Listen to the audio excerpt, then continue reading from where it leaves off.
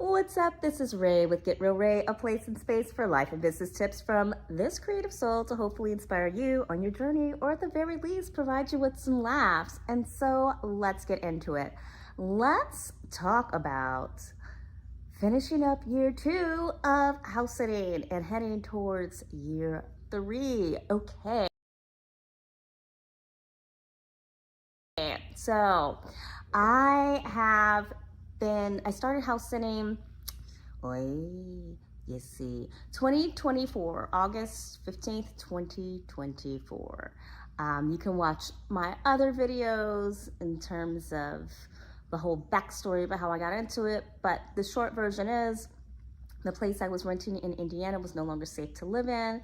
I needed to get out. I did not have enough money to do a cross-country move and rent someplace in a short time span and not risk ending up with another crappy place. So with that being said, I found the website Trusted House Sitters, and I told myself I'm going to try this for 5 years.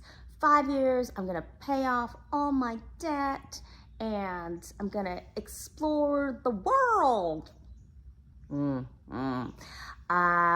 then maybe by the end of that 5 years, not only will all my debt be paid off and I've gotten my travel bug out of me, but maybe by then I will have an idea of where I want to live, permanently set roots, be feeling groovy, and wake up every morning and be like, this is my place. Okay, so this is the second summer. So I started in summer when I started this whole thing, right?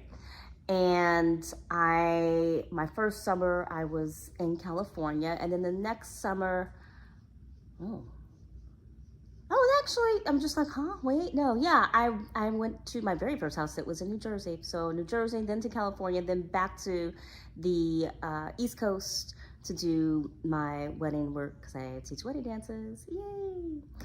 And the going back and forth made me a little bit nutso, but I was just starting things out, and I was also still trying to get my stuff out of Indiana. I had to leave my car there for a couple of months and put everything in storage. My things are still in storage. This is a very sad topic for me in terms of the storage, but yeah. So the next summer I made plans to just be in New York all summer. I had some amazing clients. I was also feeling a bit of a shift in the industry. It happens periodically where there is a shift in the industry because there's a new, dare I say, generation?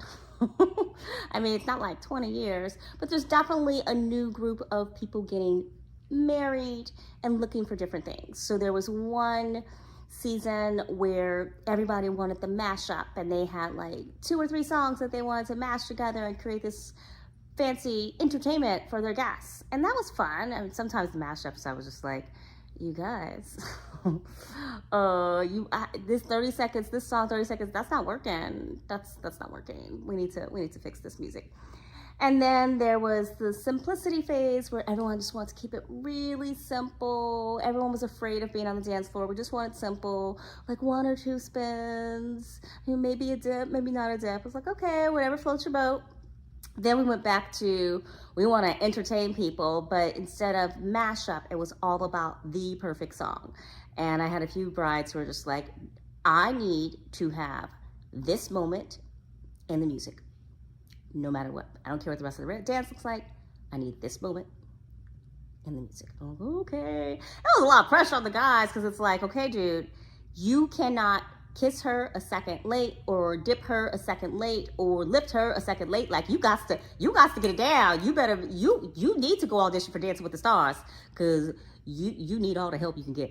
But they did it, and it was fun. And I love working with wedding couples. But the year before last, there was a lot of, I want the thing I saw on Instagram or TikTok. And I'm like, I just said to one lady, I'm like, well, I'm not on Instagram or TikTok, so you're gonna have to show me what you're talking about. Because she was just confident. I saw it, and we should just be able to do it. I'm like, I don't know what you're talking about. She was nice. I don't think she really, okay.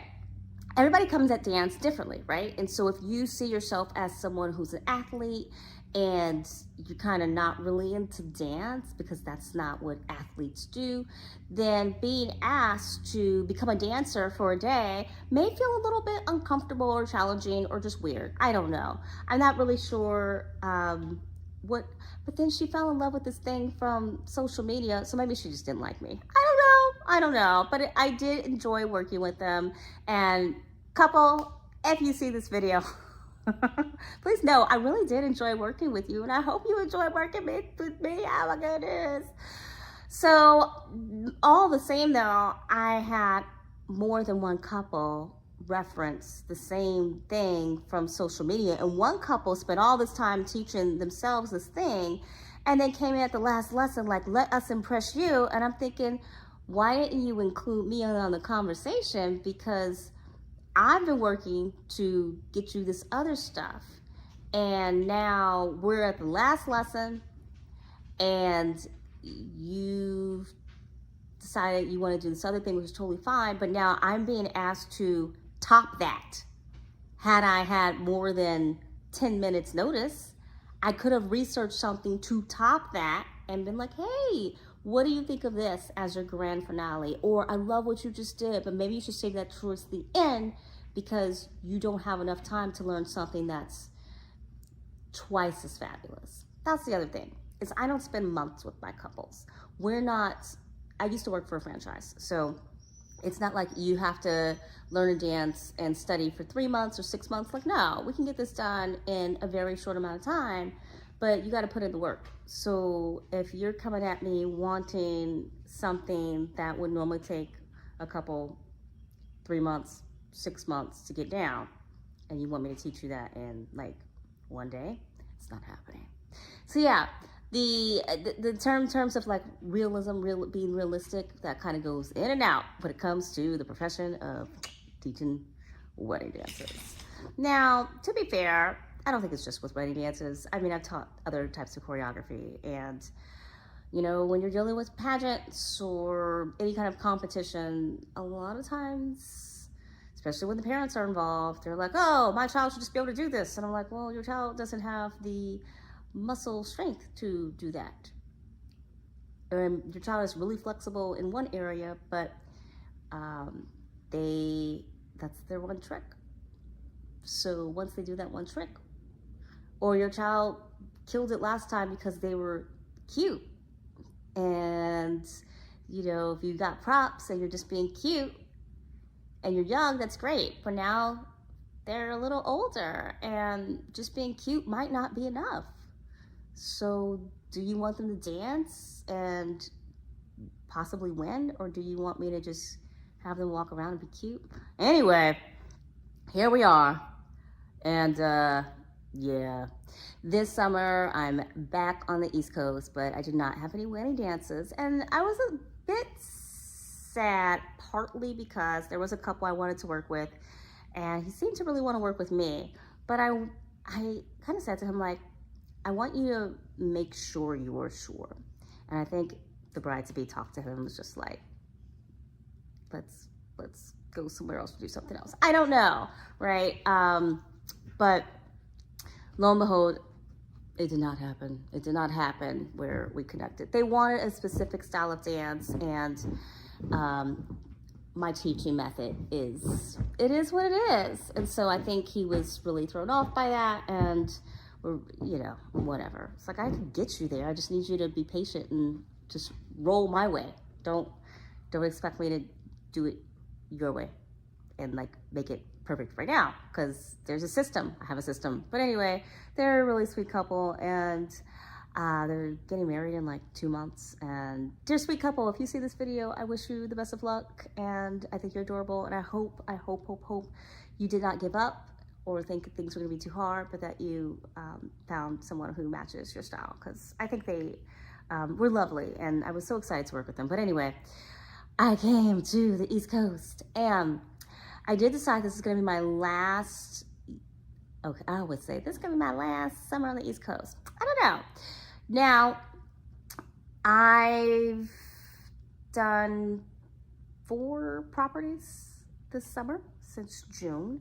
At the time of recording this, we've just started August, people, and I've decided that part of me is done. Now, here's the thing, you guys. I am just in like less than 2 weeks. I will be entering year 3 of house sitting. Financially, I cannot afford to exit this adventure mid-commitment. Like, there's a handful of bills that I did pay off. Yay! And I gotta say, I am super proud of myself because when I started this nonsense, my car loan, the original car loan was $20K. And I got the car, I think in 2020, so I don't know, something like that. And I started all this nonsense. I think there was like 14,000 due, and now we're down to like 8,000 or under 8,000. Maybe I think we might be under 8,000 because I just made a payment. Okay, so this feels good to me because now I just dream of someday I'm gonna be like, I own my car outright. Yeah, it's a gas vehicle and it's not eco-friendly and electric and all that. And does it have heated seats or like party lights on the inside? But it's mine. Yeah. So, I purchased a used car, people, and when I purchased it, I'm like, I'm gonna drive this everywhere. I'm gonna drive it till the wheels fall off. Yeah. Well, at the time, I thought that I certainly didn't think I was gonna be driving up and down the West Coast or anything like that. But yeah, I got this car. It's an investment, and there's a cute dog behind me. Cute dog. Here you go. Cute dog. So I'm doing what I said I want to do, which pay bills. I have also made the decision that I'm not gonna stress about trying to make lots of money. My business has finally stabilized again. And one thing I realized is that I was putting so much time and energy and effort into keeping the boat from sinking. And just focusing on bailing out the water. Let's keep this from sinking. Let's keep this going. I never really had an opportunity to check to see, oh wait, is there some place that I can dock temporarily to repair the boat?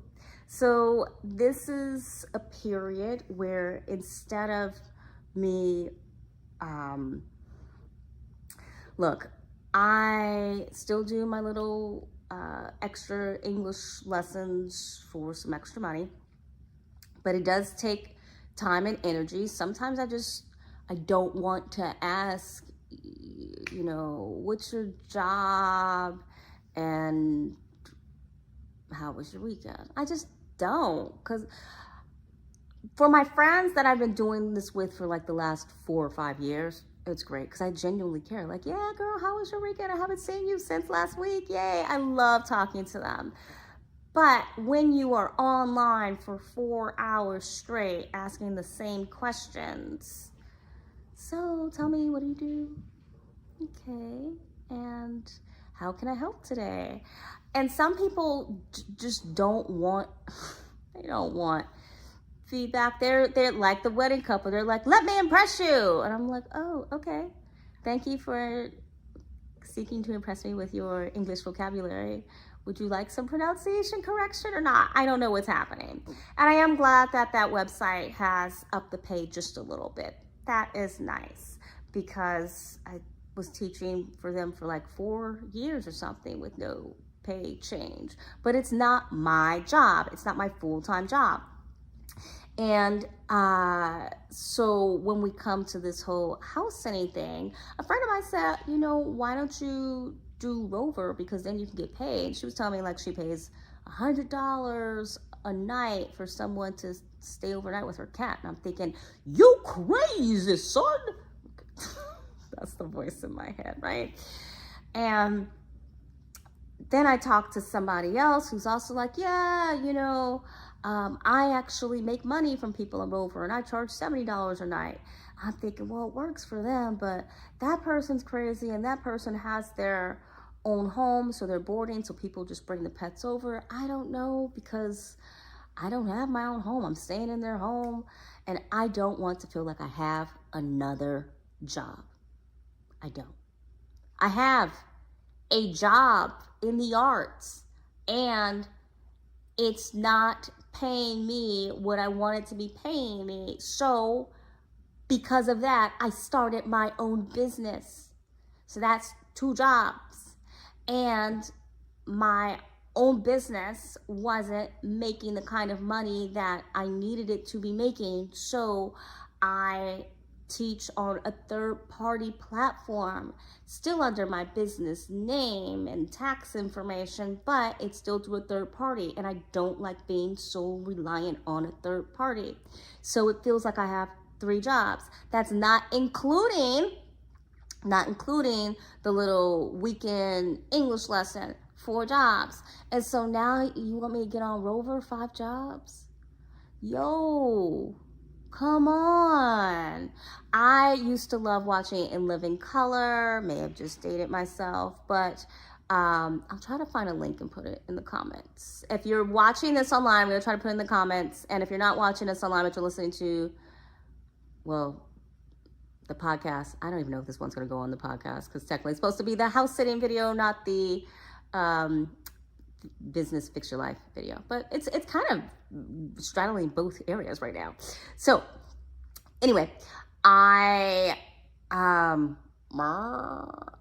no, you guys, I forgot.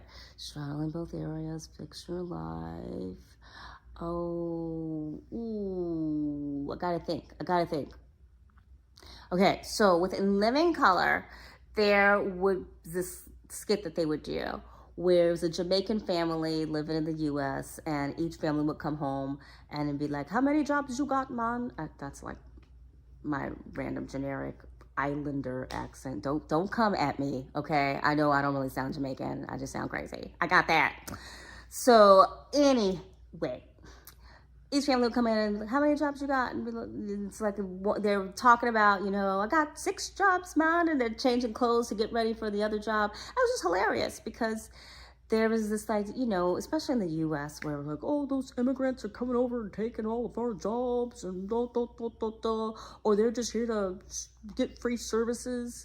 And this was kind of just in your face, like, immigrants come over here and they will work often multiple jobs just to be here, which is mind-blowing because there are so many Americans. And In Living Color, that was, decades ago.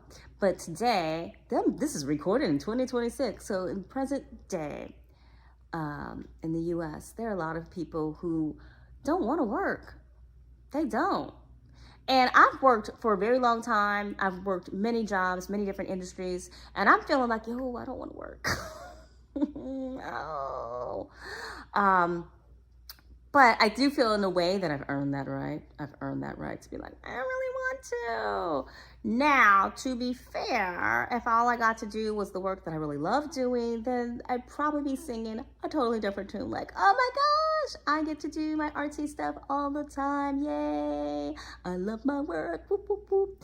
And I was actually talking to a gentleman a couple of months ago. And,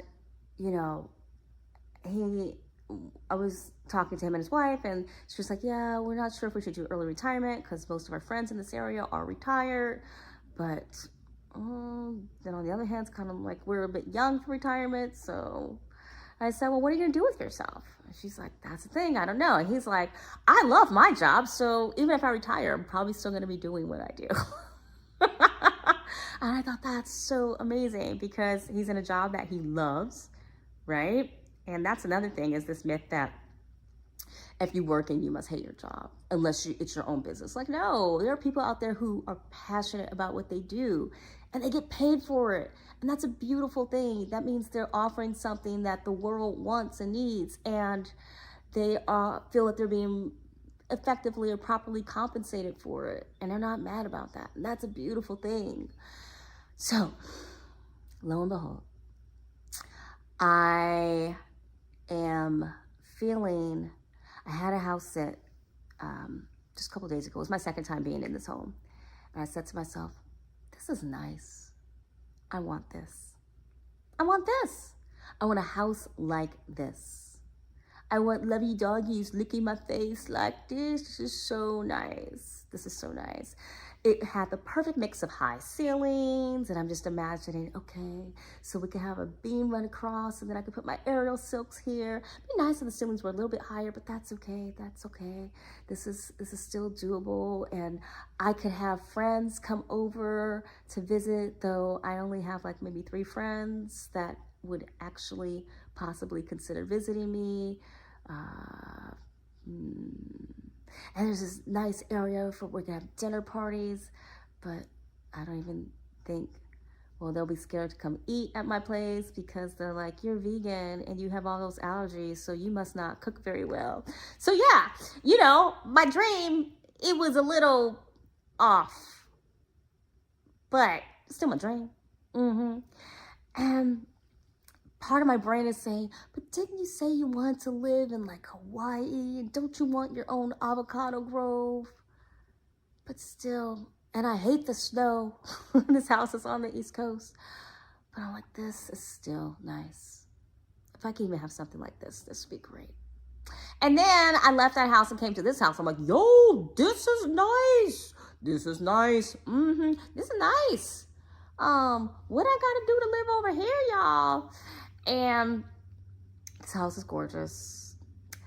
I'm thinking this couple's gonna say they're like in tech or some lawyers or doctors, and they're not. They're not. And I thought this one beautiful thing is that this is a couple who both of them did not come from fancy pants money, and they're not even from the US, but they worked hard, they enjoy their jobs, and they made a plan together to be able to provide a comfortable life for themselves. And a part of me was like, man, I wish my ex-husband could have got it together to really create a dream with me. Now, to be fair, his dream, well, whatever his dream, right? My dream still included being in the arts and making money in the arts. And I really had to work to convince myself, like, okay, wouldn't it be cool if, like, we were on the red carpet together? That would be so, you know, and I'm, like, standing on stage, thanking my husband, whoop, whoop. And I really was, like, training my brain to imagine this because I didn't want to leave my dream behind of making a proper living in the arts and being recognized for my work. But I also wanted to make sure that this person that I was married to was in that future, in that dream. Well, we ain't married no more. So I can change my dream. But the feeling of, I've done a lot of house sits. I believe I've done over 50 house sits within less than 3 years. So, 24, 25, 26, yeah. So that's a lot. And I've met a lot of wonderful people. But in a way, just like with my work history, like at one point in high school, I think I had 3 jobs or something. My friends would be like, how many jobs you got now, Ray? And I was like, you're talking about me like I'm the Jamaican family from A Living Color. And they're like, what are you talking about? I'm like, shut up, you should watch better TV. Okay. So yeah, in the same way that I felt like I was done working for other people come 2008, and then again in 2020. Well, yeah, I tried 2008, but my money ran out real fast. So 2020, once all of that happened, I was like, okay, we got to make sure we never have to go back. And yeah, if I want to have a beautiful home like this one, and I want all that debt to be paid off faster. I mean, I'm over here like, yay, I paid off half my car loan. But, you know, honestly, if I was making more money, that car loan would be gone right now. There would be no credit card debt. My school loans would be half paid. I wouldn't be like, oh man, here come tax time. It would just be done. And so that's one thing where I do have the hesitation, the frustration, and part of me says, suck it up, Buttercup. Get on the rover and at least be making money while you're staying in beautiful homes. Like I said, still on the fence about it. Partly because the idea of having another job and wanting to do good at the job. I'm a good house sitter. I take good care of the pets and the property. You can tell this guy is loving his time with me. You can tell. But once the money is involved, for me at least, there's this additional pressure of, well, I really have to make sure I get a good review. And if they ask me to do something, I have less wiggle room to say no. There was one lovely lady who was like, oh, so if the dog doesn't eat, then if you could, you know, you might have to hand feed her. And I said, well, for something that I'm not being paid for, I'm sorry, I won't be able to hand feed your dog. I think that's a little much to ask, but try this kind of topper and then let me know how that works. If that works, stimulates your dog's appetite, because there might be just other alternatives as opposed to just hand feeding your dog. And I really had to stand my ground, but she got back to it. She was like, yeah, actually that did work. Thank you so much. And then I did the house sit. It was amazing. Her dog was amazing. It was so cute. I was like, that dog is playing you. He just wanted some extra attention. So, but if I was being paid, would I feel as comfortable saying, well, actually, I'm not going to hand feed your dog? Like, and I've been in chat groups where, you know, there's one woman who's like, I will do anything you want me to, as long as you're willing to pay more for it.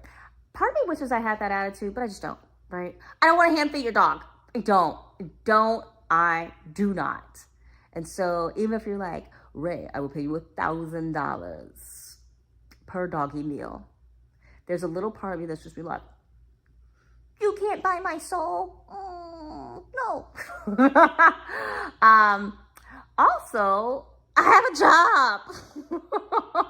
So even though my main source of income isn't paying me what I want it to be paying me, it's never going to pay me anything close to what I want it to be paying me if I am constantly putting my time and energy into all these other little jobs in order to be able to do my job. It's just, I did the Toro and the Uber and the DoorDash, and it's a lot. It was a lot. Ooh. And I'm in a very fortunate position right now where I only have to take care of me. So that hasn't really been that for me for a very long time.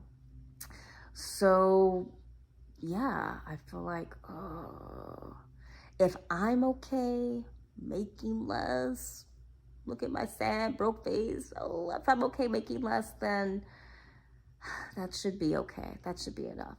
However, I really want a home of my own. Part of me is just like, no, I don't want to sleep in another strange bed.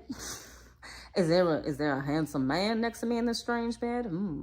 But yeah, just like, I don't want to drag the suitcase, go get to know another dog, another house, another bed, set in another routine.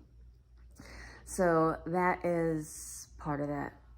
I'm done. I'm tired feeling. So yeah, on the socials, everyone makes house sitting seem so glamorous. You're gonna save all this money and travel the world and work with all these cute dogs, woo, woo, woo, and all these adorable kitties, and it's so great because you're not paying rent. Well, if you've lived any kind of life, then you probably have some bills. And those bills don't go away just because you're not paying rent. And if you are in a position where you've never had to pay for anything on your own, and you literally just get to do whatever your job is I hope you will have a job while you're doing this house sitting, unless you're retired. You better have some income other than mommy and daddy. I'm just saying, you betcha. So let's say you have some income, and you're doing this house sitting thing, and you don't have any previous debt. You are in a very unique position, because then the majority of your money can go to savings and investment and saving up for that home of your dreams. There have been couples who have done house sitting for several years, and then they stop because they realize we got enough money for a house we want. And I kind of want to be like, so it's just for the down payment that they saved up for? Because I'm just having a really hard time imagining couples being able to save up like 100K, 200K, $500,000 to buy that home they want. Just saying. I'm over here like, if you house sitting and saving that kind of money, what are your jobs, and are they hiring? Because you're not all tech people. You're not. You're just not. Yeah. So anyway, I am excited to go into year 3. I have put in place some new little guidelines or guardrails for myself. So for year 3, I will not be going up and down the West Coast unless someone's flying me somewhere. That really kind of goes for anything outside of basically 2 states. Because I don't want to keep putting the stress on. I'm always just worrying now, like, my poor car, I don't want it to break down. I can't afford like any major repairs. Also, in terms of getting artistic work, it's hard to get quality artistic work if I book a house sit 2 months away, because I want to make sure that I'm in a house that's going to be clean and people have planned ahead. Woo, that's great for house sitting. But in terms of artistic work, if they're like, oh, great, we love you, we want you to be in the show, then I have to be like, oh, I'm sorry, I cannot do that house sit because I just got the job that I really, really want. Yeah, that's the other thing about Rover, is that I would have to be available for what I said I was going to do, and not be like, oops, sorry, I got to cancel. Now, to be fair, I've been doing this house sitting thing for almost 3 years, and I only cancel.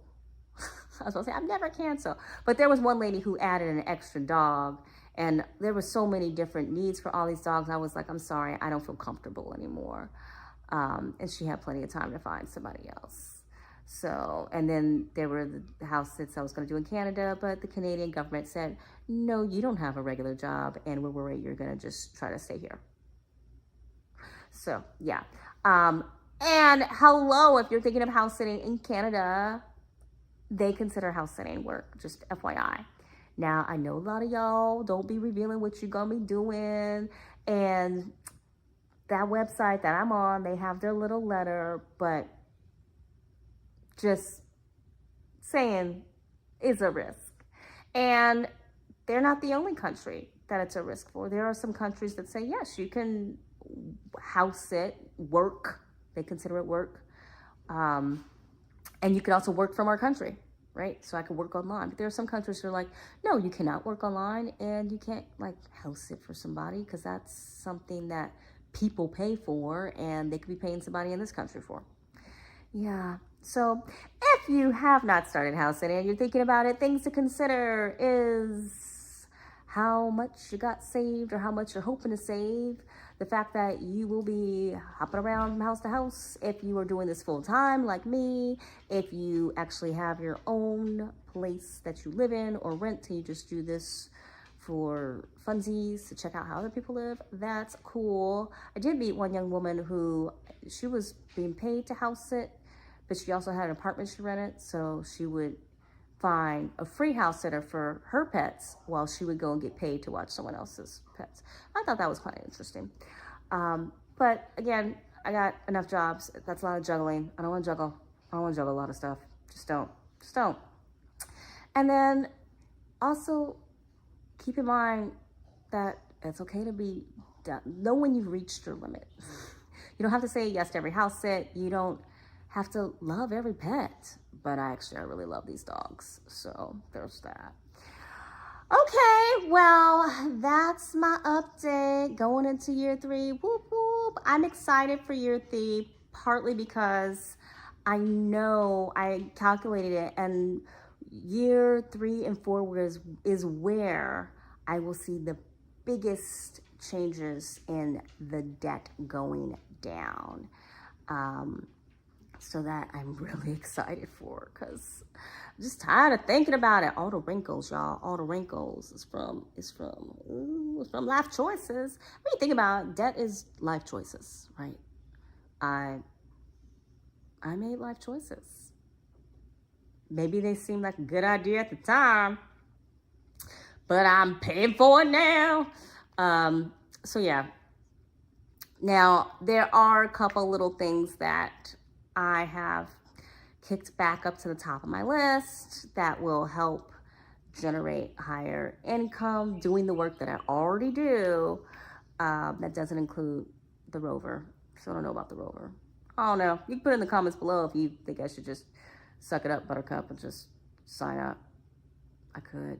I don't know. But yeah, those are the things. And so if you are on this house sitting adventure, I wish you the best of luck. Let me know how it's going for you. And until next time, peace.